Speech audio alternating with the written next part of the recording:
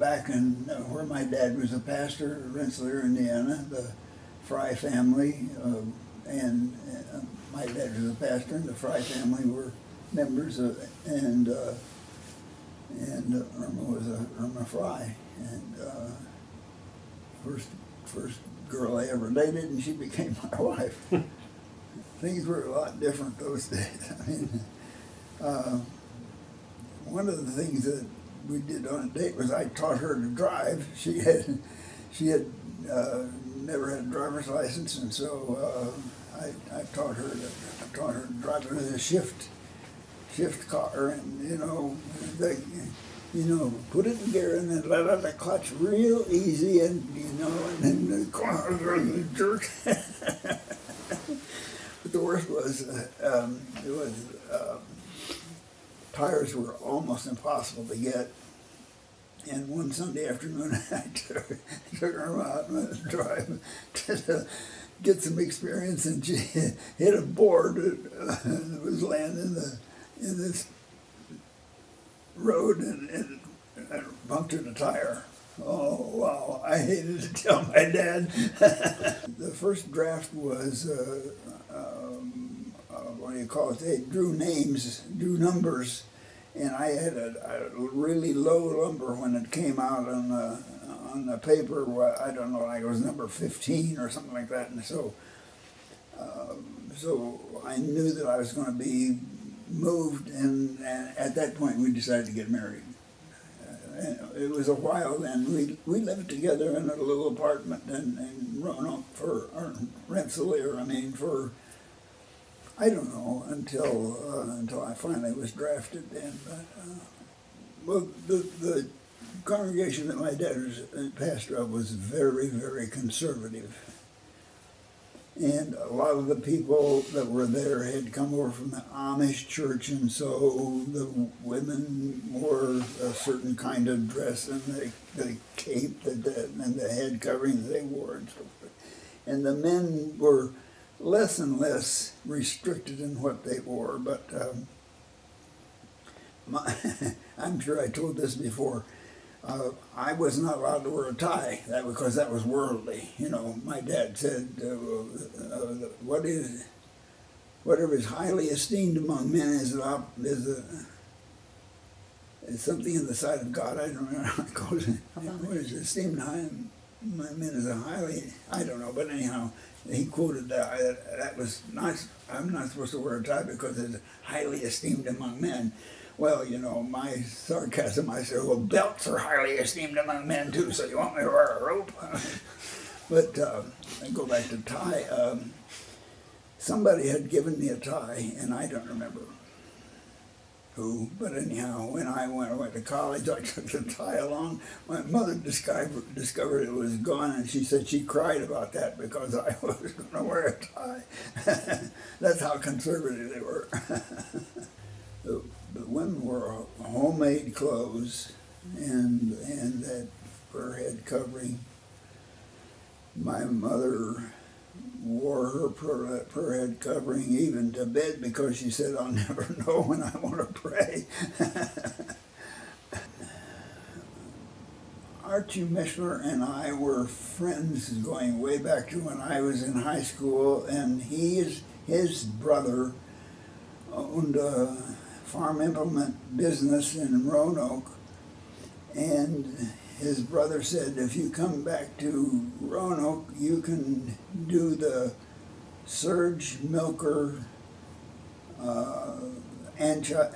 franchise for this area that he had. And he did that, but years ago when he and I worked together summers, when I worked at the paint gang on summers, we worked together, and we decided sometime we'd get together. And so when he got that franchise, he said, well, why don't you come to Roanoke too, and we'll do this. Well, it was okay for him, but it was terrible for me because if you sold the milker, the first thing you had to do was milk those cows the first night, and they did not like that at all. They kicked and bucked, and he was good at that, but I was not good at it.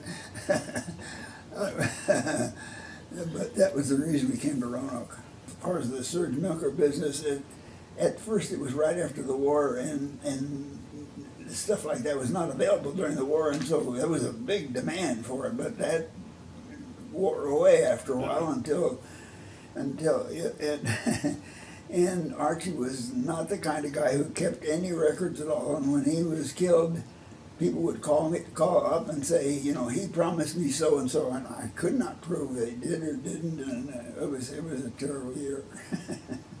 It was a nice enough house. It had a kitchen, living room, dining room, 2 bedrooms upstairs. It was a nice enough house, but no furnace and no plumbing. You know, it was very primitive. The only heat was a stove,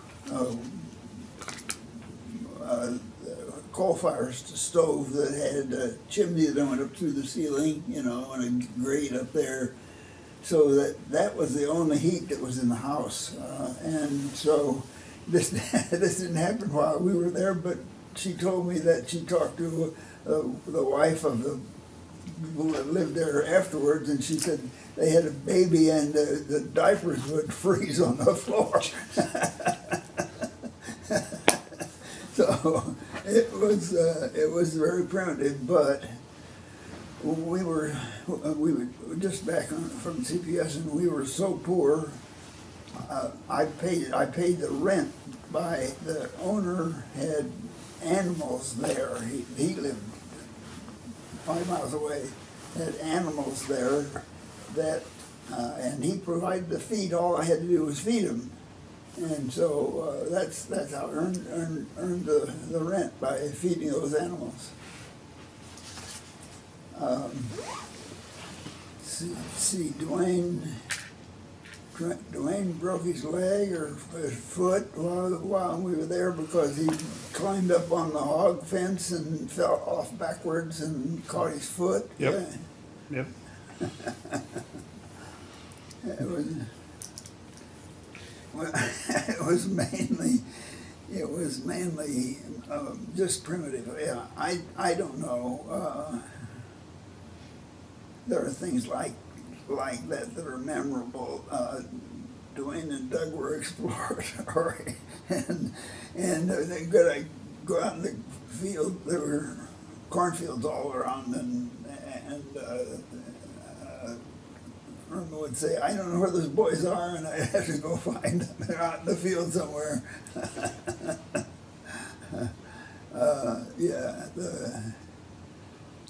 Apparently they got together quite often on Sunday afternoon, and what one didn't think of the other.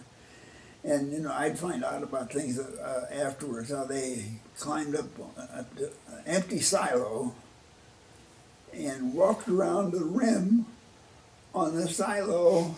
If they had one misstep and they'd have fallen 40 feet. We climbed on the back of a wagon being pulled by a tractor that was going back out to get corn, and when it jumped up on to the back of the wagon, my shoe fell off. Yeah. And we looked for an hour trying to find that shoe, and then we hid out there for a long time in a ditch because we were afraid to come home and say that my shoe fell off and we couldn't find it. A shoe was a big deal. You only had one. That's for sure. That's for sure. Everything was a big deal. Everything that involved money was a big deal. Things changed as far as money was concerned when I started working at Martin Buildings. That was the first good paying job I had. I worked at Ulrich's, and that was a good job. I enjoyed it, and it was challenging and so forth. But the pay at Martin Buildings became more as I accepted more and more responsibility. So I had the opportunity to do time studies and suggest different ways to do things to save time, and they management really appreciated that, and I started out, my job was to be accountant in the factory, and one of the first, well, not one of the first, but in a very short time, they were making hay conditioners, which was sold to farmers, and the way they were assembling it was stupid, and so I did time studies to prove that if they changed the order in which they did things, it became more reasonable, and they had never had anything like that. You know, they never had anybody that did time studies, and so that was one of the first things. But the white-haired president of Interlocking Fence Company, that would have been the predecessor company name was Interlocking Fence Company. He came to the little office where I was in the factory and put down a magazine. He said, "I think you'll like the article on page," and he gave me a page number, and when I opened it up, there's a $100 bill in there. Well, you know, $100 a note. Wow, that was a long time ago. When I started working at Morton, we lived in a rental house for a year, a house that the company owned, and then we bought a house in Washington. I worked there a year before we did that. Morton was the town that changed more than Washington. When we first were involved in Morton, it was a Christian Apostolic church home. I mean, if you walk down the street and they didn't know you, they looked and wonder who he is, you know. It changed an awful lot when Caterpillar built their facility there, and people started being hired there, but it was a closed town. They wouldn't admit that, but it was true nonetheless. Yeah. I enjoyed the last, well, I enjoyed working at Morton Buildings. I felt fulfilled, I guess is a word I want to say. It was a good job, and it was paying well, and I was respected. I think, you know, people would call and ask questions that they didn't know who else to call, you know. Call Ken, he'll take care of it. So I felt a lot of satisfaction in that. I had always wanted to go, and there was a time when Irma and I could have gone. I mean, and I wanted her to go with me, but she always said, "Oh no, I can't. You can read a story in the Bible, and it's meaningful to you and all that, but when you stand with your feet at the Wailing Wall, for instance, and see the people that are coming and going and what's going on there, it just makes a big difference in how you read." And when I read that now, and it's in my memory, it makes a difference. Yeah. The whole trip was really, really interesting. I just loved it, and there was a doctor on the same trip who kind of took care of me because I was older than anybody else on the tour. They always made a big deal about how old I was, and but when I got to the Garden of Gethsemane, you know, I've been a Sunday school teacher for years and years and years, and I don't know how many times we went over that story of Jesus in the Garden of Gethsemane, but it just hit me like it never had before, that at this time Jesus said, my God, why have you forsaken me?" They were, and in John, the Gospel of John, just a little while before, he's telling the disciples about, like, I and the Father are one and all this, and then they had this a couple hours in which he and God were, in which my sin was making him sinful, and it just overcome me. I couldn't help it. That was a deep, deep, deep experience. As far as other things, though, are concerned,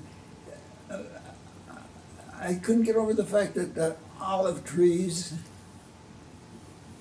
David might have sat in the shade of an olive tree that's still there. It's full of holes and looks straggly and all this, but they live forever. I could, so I'll go under this too.